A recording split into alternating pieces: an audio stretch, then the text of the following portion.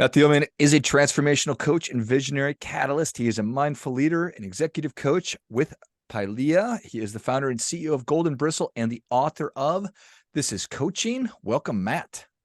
Hey, thanks, George. Excited to have you on. Tell us a little bit about your personal life, some more about your work, and why you do what you do. The most important thing to know about my personal life is I got married about a month and a half ago, and so I'm learning how to be a newlywed and really enjoying this phase in life. My wife and I live in Colorado right now, just outside Denver, and the reason that I do what I do is so as a coach, my job is, or I say my why in life is to remind people that they're God. That has a loaded term. So I might say it might remind people that they have infinite power and resources and they can do whatever they want. Um, I do that because that's what I'm here to do. And I think, uh, I think each of us has our own unique sort of role in this world or purpose, and that just happens to be mine. And so luckily enough, I get to help people discover theirs. So it's a pretty cool job. Yeah, I appreciate that. Well, congratulations on the marriage. Thank you. Thank you. It was a big process, and I'm just learning how to what does life look like when I won one of the most important games of my life? Like, how do I actually enjoy it now? It certainly was a big process for sure, the whole marriage thing, and now it's doing the whole marriage thing. So Uh, I love it. Excellent. Well, that whole remind people that they are God, that will work well with the relationship, I think. Just constantly remind your spouse or your significant other that they are, in fact, God. yeah, my job is to support her in expressing and to opening on a regular basis. Now, the question is, can I be humble enough that I can kind of get rid of my own needs sometimes in support of her fully expressing herself? That'll be the lifelong practice. Indeed. Well, I love it. All right. So where did you come up with when did that idea of reminding people that they have that infinite power, strength, resources, when did that click for you? My whole life I've been interested in the question of why people do what they do. So I studied psychology and sociology in college. Went on to be a marketer after that. Marketing was close to money, and so I thought, oh, I can take these skills I have and like use this as a way to get close to money, so I can support change in the world. And what I noticed was that all of the places I continued to look, even as a marketer, or try to support clients, was like in culture stuff and organization stuff. And so I realized um, it's like marketing is very limiting compared to what I really want to do. I want to look at how people can become better leaders, how they can support their teams to be more successful. And I went through a number of processes, including Simon Sinek's Find Your Why, a number of sort of identifying roles, values, and purpose. And I avoided the term God or divine for a long time because it's so loaded. And because I'm not practicing in any particular faith. And so it's loaded for me as a human being. And so the first iteration in Golden Bristle was helping people to unleash their awesome. That was my sort of marketing term for this exact same thing. But the reality is it's been my whole life. I've always been curious about this, even this driving question of why do we do what we do? It's why do we do the silly things that we do or the dumb things that we do that actually have us block our access to power and wisdom and creativity? Why do I keep screwing myself over, Matt? That's it, man. And the beauty is it's a lifelong journey to figure out why that is, because even as we have a new answer, we're going to go do something and then find a new strategy to screw it up, because the honest truth is it's really confronting and terrifying to acknowledge that we have access to infinite joy and power and pleasure and creativity anytime that we want. Um, because guess what? Who are we to have that power? What if it's all made up and we are not enough? And the whole world is here telling us that it's actually not okay to feel great all the time. Is it fair to also add, and then I'd have to actually use it consistently? Yeah, yeah, right. Oh, yeah, yeah, that one. And then what if I screw it up after that? Or I like suddenly that's like a really heavy cross to burden, right? Like that's um oh my gosh, you telling me that anytime I want, I have access to choice? Like, no, no, no, no. I much prefer to play victim. Thank you very much. Yeah. It's um it's not a free, it's not free to have full access to our power. Yeah, it is it's a Spider-Man whole thing. With great responsibility comes great power. With great power comes great responsibility, kind of a thing. Yeah, exactly. Yeah. So it's fascinating, right? I'm just kind of thinking about my own life, and I spend a good amount of time thinking about this kind of stuff. What am I capable of? What's possible for me? If I start acting that way, what will people think of me? Will is it can I keep that going? Am I biting off too much? Should I just settle and be comfortable? Yeah, that's the beautiful part. We all have all of these stories, right? And you know, kind of speaking to what my job as a coach and why the book exists. Um, my job is to support people into creating the life that they want in the midst of those stories, because we all have them. And so it is not to say those stories are wrong, bad, or stupid to get rid of them. It's to say they're here for a reason. Let's make sense of that. Let's acknowledge that and allow them to be, and to say there's a part of you that's been kind of blocked. And if you want to have what you say that you want, you get to change some of the stories. You get to get rid of them, or you get to integrate them. And so my job as a coach is to support people in having what they really say that they want, even though it's going to be confronting, even though they get to show up in that way, dot, dot, dot, what exactly what you and I were talking about. And here's the really fun part is that as a coach, and this is why I wrote a book for coaches, my responsibility first and foremost is to do that work on myself with myself so that I can support clients. Because if I'm not doing that stuff, then I'm going to get caught up in my own patterns. I'm going to get a fall in the hole with my clients. And we think that coaching is, I'm going to go learn a bunch of stuff. I'm going to give people some tools. I'm going to be able to mentor them. I'm going to give them advice. That's not it at all. Actually, it is being able to stand with someone as they're facing the hottest fire of their life and to say, you're okay. You're okay. You can get through this. And I know that you're okay. In fact, I'm going to stand here the whole time because I know that you are strong enough to get through this. And here's all this stuff you're potentially not looking at, but I also don't know the answers. And that is a really scary thing because you might also experience this, George. I think that one of the primary reasons that we as humans love to give advice is we don't like other people's discomfort. We don't like when other people are sitting with uncertainty because it makes us feel crappy and weird. And so we learn to give advice all the time. And as a coach, I actually get to learn to sit with uncertainty, other people's and my own, so that we can move through it. Yeah, that's great. There's so much great language there. You don't want to fall in the hole with the person that you're trying to Yeah. help. And in a lot of ways, we probably want to do that and sort of commiserate and misery loves company sort of a thing. So I appreciate that. And Yeah. I love that, honoring that what you're thinking about or your past experiences, they're not wrong, bad, or stupid. They kind of are what they are. Yeah. I've been, They were here for a reason. They were most of these strategies that we have, we inherited from our parents and from society, or we figured out as a way to stay safe and survive inside of our household. So as an example, I have a father who he unfortunately died when I was in high school, and before then had bipolar disorder and abused drugs and alcohol. And so I when I was around him, it was a very volatile household. And so I then learned to be what I would call an empath. I learned how to feel all of the entire energy field around me in a room, in a house, in a whole space. That's a tremendous superpower. That is like means that I can generally tell what's going on with the people around me all of the time in a very skillful way that others can't. Unfortunately, it comes with side effects. It's like Superman's kryptonite, which means that sometimes I can make up stories about why people are doing what they're doing. I can make them about me because I had to make them about me when I was very young, or else it would be unsafe. So I've had to learn how to sort of titrate that superpower. And all of us have these superpowers. Mine is unique to me based on my story.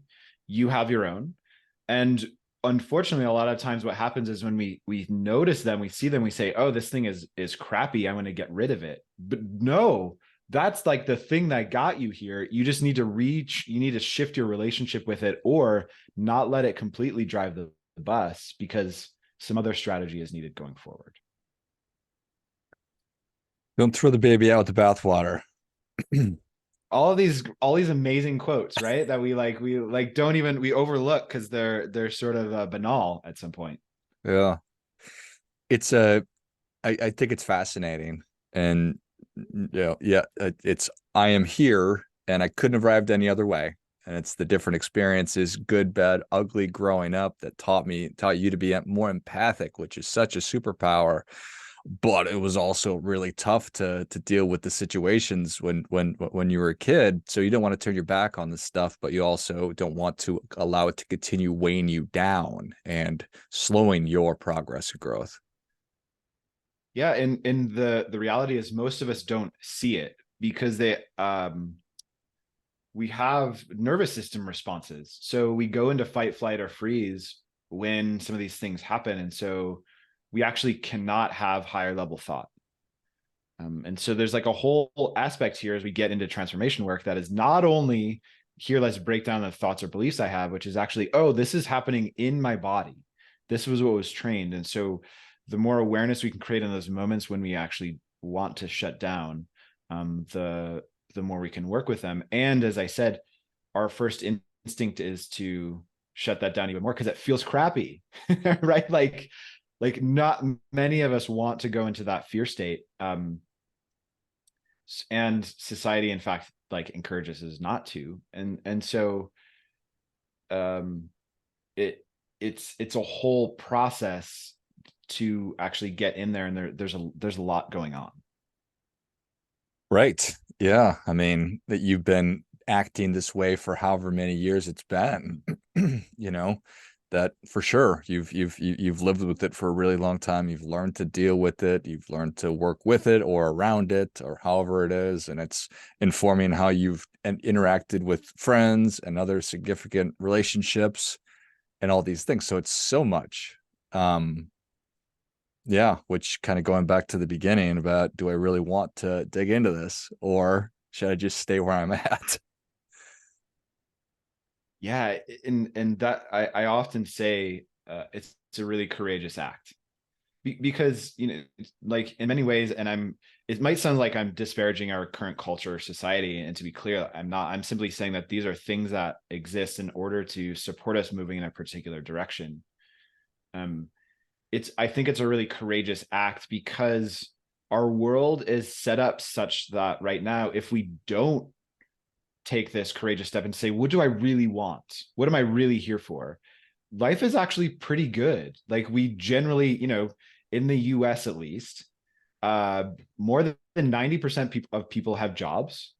There's definitely inequality and insecurity. And, broadly, people are doing pretty well. If you stay in the system, if you stay on the sort of path, life is pretty good.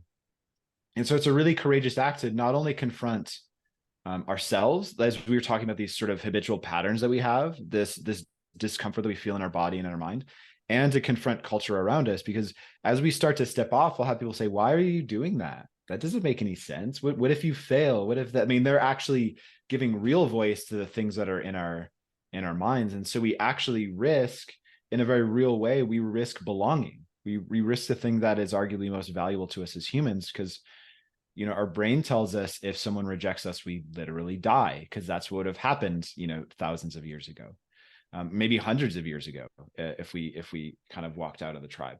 So there's a real risk. It's more perceived now, thankfully, because we're in a beautiful time in life, but there's a real risk to stepping out. Yeah, that is there's so many layers to this for sure. It is current culture. And I had somebody tell me that we um we argue for our limitations, and we have so much love for our problems that we're not able to move past these things. And it's sort of adding to what you were just talking about. Fascinating, though, the idea of you stepping away from the tribe would be essentially a death sentence not that long ago. So it keeps us from making those kinds of changes. It's really fascinating concept, right? So we can look and say, for all of these reasons, it makes complete sense for me not to step away, for me not to do this. And then also not doing that, I can tell, isn't actually doing, in many ways, is like a violent act towards our soul and to our body, to our who we are, as we continue to limit. The folks that I generally work with have this. For me, it was a pain. It was a pain in my chest that was like, this is not what I'm here to do.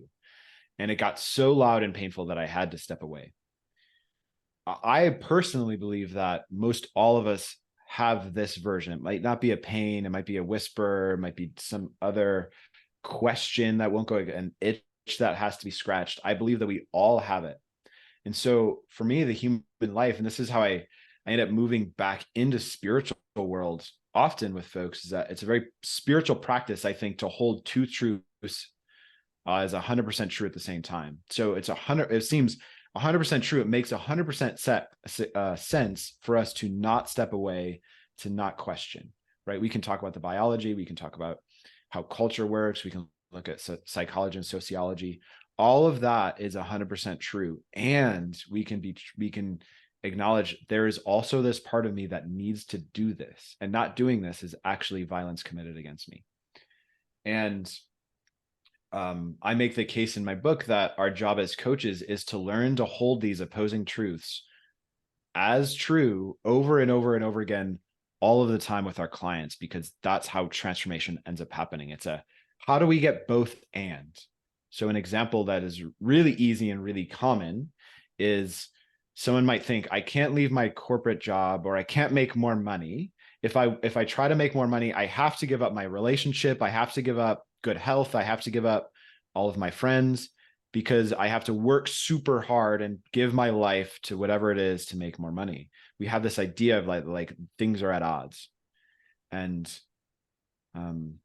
the beautiful part of being able to step into this courageous practice is to say, what if both could exist? Who would I have to be? What would I have to believe? And how would I have to act? What would have to be true? And in posing that question, this what if both, we actually then start to create life. We start to be the creators of our lives. We get to build and design our own game to play outside of the current game. And that's really fun and terrifying. Fun and terrifying, for sure. Is it fair to say that well, it's all incumbent upon me. It's not me saying, well, if my mom would just stop acting that way, or if my wife would stop acting this way, then we could be happy. It's Yeah, what do I need to be doing? I think they're both true. So we look at it, one, from how can I take 100% responsibility for my life? That is like the most courageous first step, right? Exactly as you said, no one gets to, life is happening, and I get to choose how I am with it. And so my sort of background in coaching is in ontological coaching, which is the philosophy of being, which is to say life is, and now I get to choose how I be with it.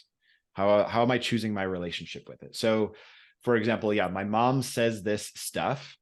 I can choose how I respond to her, whatever my mom says, which is, I think, is wacky or crazy or hurtful or whatever.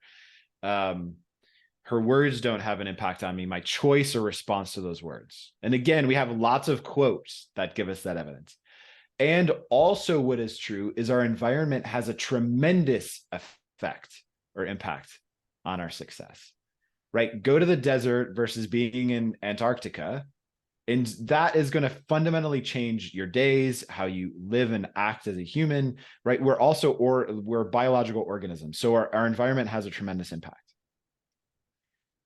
And if we put those both together, what it means is I have 100% responsibility over how I choose to be in my environment, which means I can move environments if I need to, because it's having such a detrimental impact that I need to change.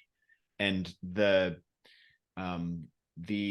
sort of consequences of me choosing my environment are also mine 100% responsibility to take, which means that if I separate from my family because they are no longer in support of what I want, I get to be responsible for the consequences, right? And so we can take that first lesson and apply it to literally every decision of our lives, rather than saying, oh, it's just once. Like you just have to like just deal with your environment. No, it's not that. We have choice, and then we also have to live with the consequences of those choices forever.